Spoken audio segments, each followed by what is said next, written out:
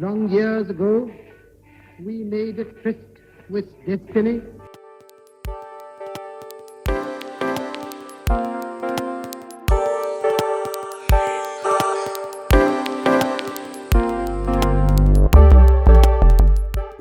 At the stroke of the midnight hour, when the world sleeps, India will awake to life and freedom. This is the state of affairs, and I'm Akshay. Let's go.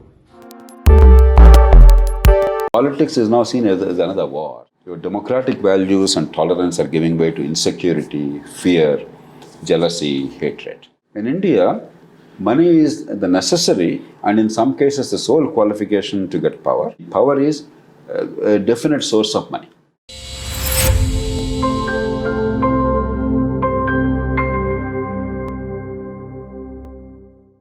So, world over, we've seen some rather tense events in democracies, with the events in France, Sweden, earlier in the US with the Capitol Hill riots, and even in India over the past few years.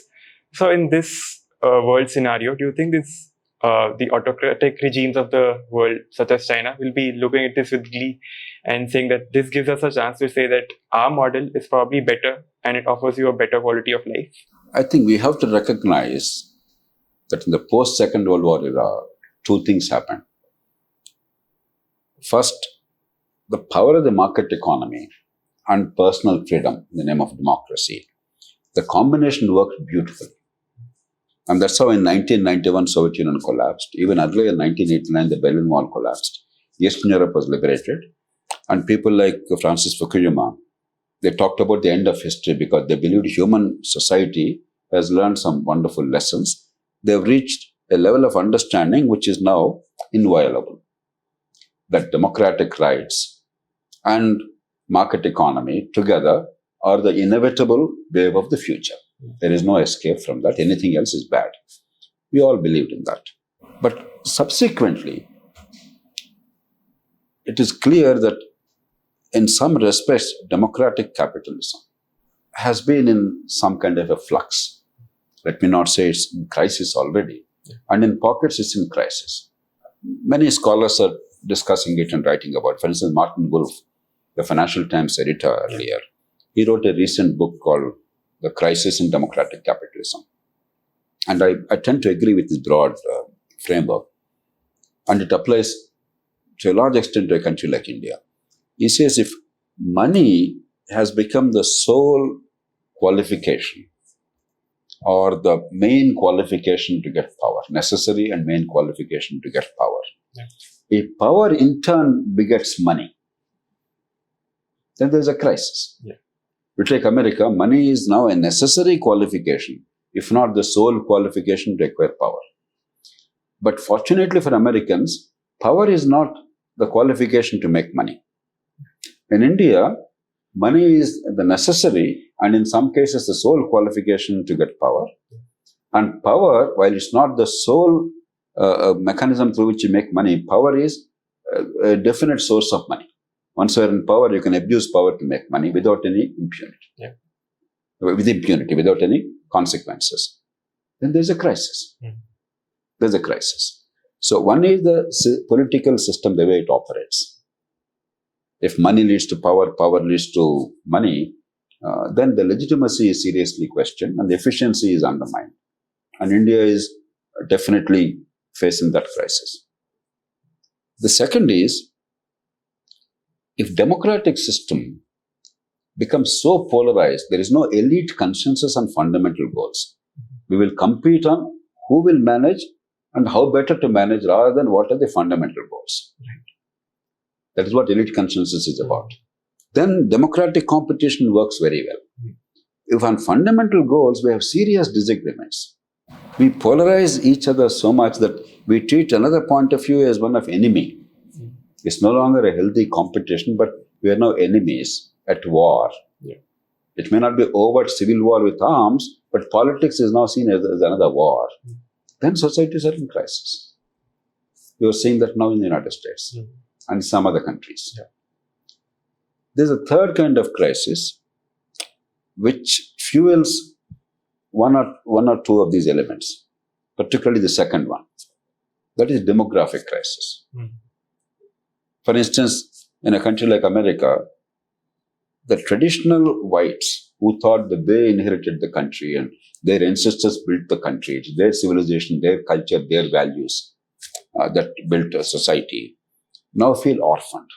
Their average lifespan is less, their suicide rate is the highest, they're no longer guaranteed to get a decent wage earning job after mere schooling without a college degree. Suddenly they feel that they're orphaned. There's a lot of anger. This combined with the immigration pressures, in case of America, from Mexico and other countries in the south of America, in case of Europe, from Syria, from Pakistan, from Iraq, and sometimes from Iran, other countries, the enormous immigration pressures, societies are all in a flux. Your democratic values and tolerance are giving way to insecurity, fear, jealousy, hatred. And democracy is in crisis because more polarization takes place.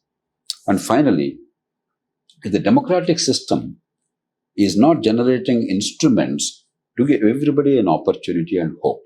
See, democracy survives when everybody feels, no matter what my circumstances of birth are, I have a reasonable opportunity, if I have the ability and if I'm willing to work hard, to rise and compete with anybody. That is the unspoken promise on which democratic consensus is built.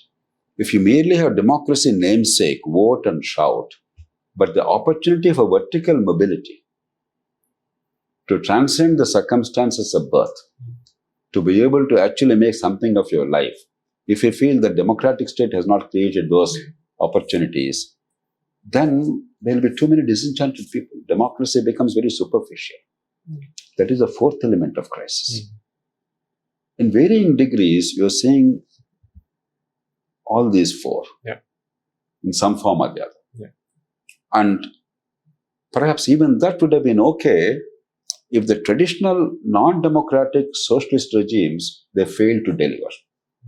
What happened is China has become a spectacular example of combining an undemocratic, autocratic, single-party state system with rational public policy, enhancement of human capacity, and market-oriented policies to generate more production more efficiently. It's a unique hybrid. Earlier, we assumed dictatorship, economic control, lack of economic freedom, lack of innovation, they all went together. But China has sort of upended that. In some ways, though not to the same extent, some other countries did that.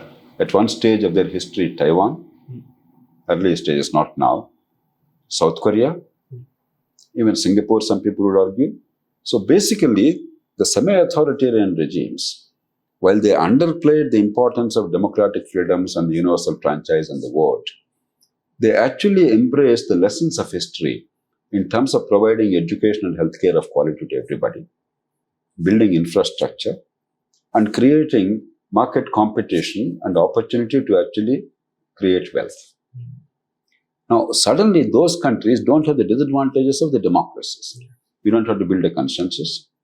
Whatever the top leadership believes is the consensus. You don't allow polarization in society. You don't allow too much of dissent or disorder in society. But yet you pursue rational policies, growth-oriented policies. So you can see they, for the time being at least, are doing very well. Now, whether that will prevail or not is anybody's guess.